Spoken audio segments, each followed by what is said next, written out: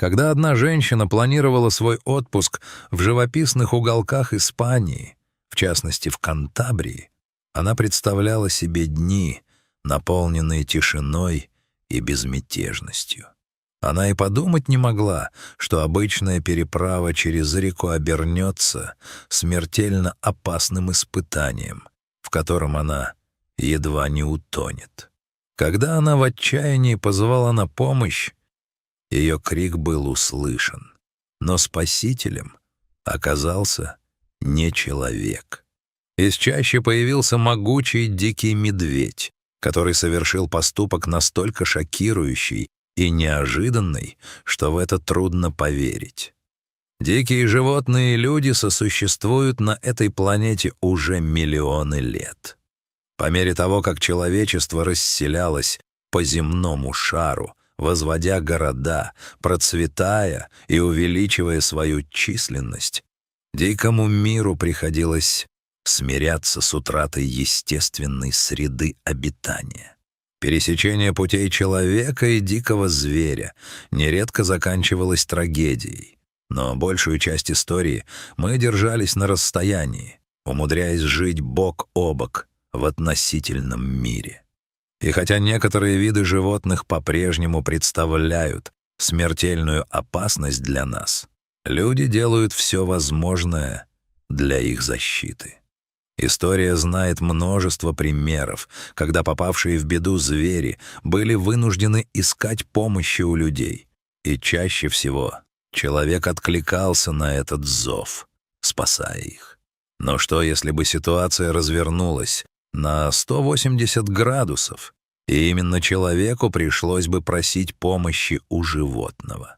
Отплатили бы они нам за нашу доброту, или же верх взяли бы дикие инстинкты, которые не только не позволили бы помочь, но и усугубили бы беду? Именно с такой пугающей дилеммой столкнулась женщина по имени Мария Кармен во время своего отдыха в испанской Кантабрии. Она давно мечтала посетить этот красивейший регион, чтобы разбить лагерь в густых изумрудных лесах, прогуляться по великолепным золотистым пляжам и окунуться в кристально чистые воды местных рек, ручьев и морей. Помимо отдыха, она надеялась посвятить время изучению дикой природы, так как ей всегда нравилось находиться в окружении животных. Мария была настоящим энтузиастом. В свободное от основной работы время она с удовольствием работала волонтером в местном приюте для животных. За годы волонтерства Марии довелось ухаживать за самыми разными существами, от домашних кошек и собак до таких крупных и опасных хищников, как львы и тигры. Помощь нуждающимся братьям нашим, меньшим, наполняла ее чувством гордости. Это, безусловно, было ее истинной страстью и призванием. Углубившись в лес, Мария разбила лагерь и с аппетитом перекусила у разведенного костра. Сытая и довольная жизнью, она решила прогуляться, чтобы осмотреть окрестности. Лес оказался даже прекраснее, чем она могла себе представить в самых смелых мечтах. Во время своих путешествий она лелеяла надежду встретить серну, обитающее в этих краях животное, которое она никогда не видела в естественной среде. Однако Мария даже не подозревала, что опасность уже подстерегает ее, и путешествие мечты с наблюдением за фауной вот-вот превратится в настоящий кошмар. Продвигаясь по лесу, Мария вышла к реке, пересекавшей чащу. Она была довольно широкой и, на первый взгляд, глубокой.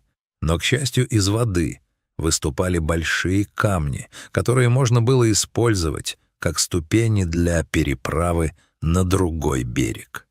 Возможно, в юности Мария преодолела бы этот путь с легкостью, но сейчас возраст давал о себе знать, и прыжки по камням давались уже не так просто.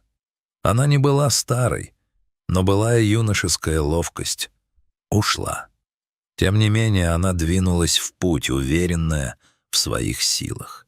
Она сделала один прыжок с берега и благополучно приземлилась на первый камень. Затем перебралась на следующий. Но на третьем прыжке удача отвернулась от нее. Приземлившись, она поскользнулась на влажном мху, густо покрывавшем поверхность камня. Нога подвернулась, Мария соскользнула с валуна и рухнула в воду.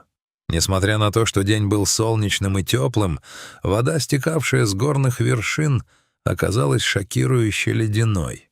Холод был настолько пронизывающим, что у Марии перехватило дыхание, когда она попыталась вынырнуть. Ее тело сковало напряжение, и несколько долгих ужасающих мгновений она буквально не могла пошевелиться. Вода заполнила легкие. Она закашлялась и в панике начала бить руками по поверхности, пытаясь вдохнуть. Она потянулась к камню, с которого только что упала, надеясь ухватиться и выбраться в безопасное место. Но течение оказалось на удивление быстрым. Вода подхватила ее и понесла вниз по реке, не давая шанса зацепиться.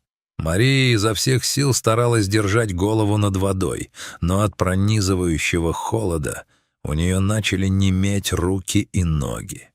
В моменты, когда ей удавалось перевести дыхание, она кричала и звала на помощь, но в глухом лесу вокруг не было никого, кто мог бы услышать ее мольбы. Течение ускорялось, неся ее дальше. Подводные камни рвали одежду и сдирали кожу, но ледяная вода притупляла боль.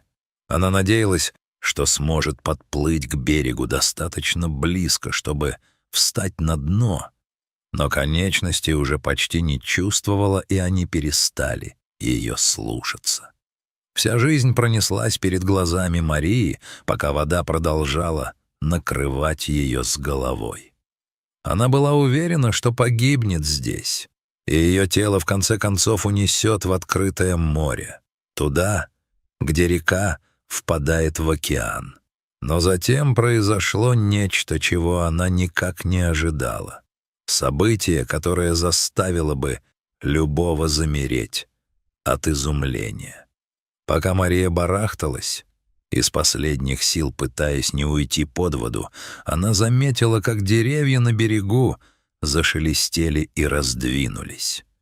Внезапно на берегу появился гигантский медведь и устремил взгляд на тонущего человека. Это зрелище повергло Марию в еще большую панику. Сила и свирепость медведей были печально известны. И несмотря на всю свою любовь и уважение к этим животным, она меньше всего хотела встретиться с хищником лицом к лицу в дикой природе, особенно находясь в столь беспомощном положении. В этом регионе Испании обитает значительная популяция медведей. Это мощные хищники, находящиеся на вершине пищевой цепочки, которым практически некого бояться.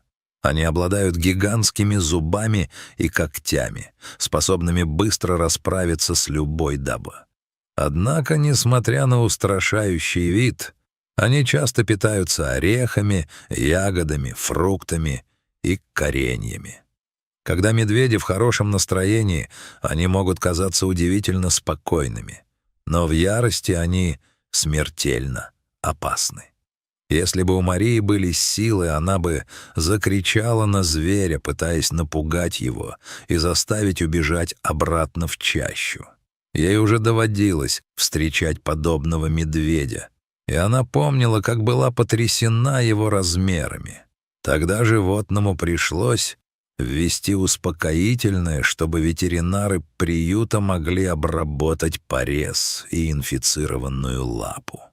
Пока зверь лежал без сознания, Мария положила руку на его бок и поразилась тому, насколько маленькой и хрупкой казалась ее ладонь по сравнению с мощью этого гиганта. Это были поистине великолепные, но грозные хищники, с которыми шутки плохи. Но медведь услышал отчаянные крики Марии и пришел посмотреть, что происходит. Он некоторое время стоял неподвижно, просто наблюдая, прежде чем войти в воду и быстро поплыть к тонущей женщине. У Марии уже не было сил ни уплыть, ни сопротивляться. Она глотала все больше воды, то приходя в себя, то теряя сознание. Вдруг она почувствовала, как медведь крепко схватил ее и потащил за собой. Она инстинктивно вцепилась в его длинный мокрый мех, пытаясь удержаться, но была слишком слаба. В этот момент сознание окончательно покинуло ее. Очнувшись, она обнаружила, что лежит на берегу реки. Она промокла до нитки и сильно замерзла, но чувствовала тепло солнца на своем лице. Мария сильно закашлялась, извергая из себя проглоченную воду. Именно тогда она заметила медведя, сидевшего всего в нескольких метрах от нее. Он смотрел на нее с любопытством, словно проверяя, все ли в порядке со спасенным человеком.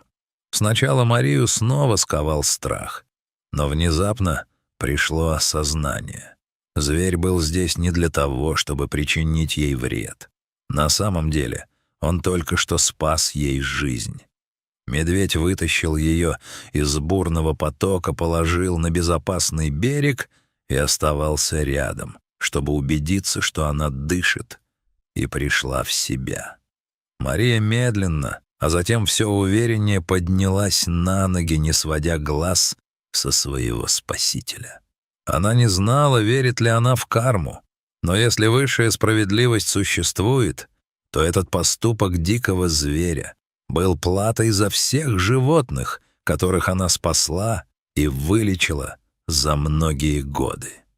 И тут, словно по безмолвной команде, медведь встал, развернулся и своей неуклюжей походкой побрел обратно в густой лес. Он подарил ей вторую жизнь. Это была невероятная, уникальная встреча, изменившая все ее мировоззрение, встреча, которую Мария никогда не забудет.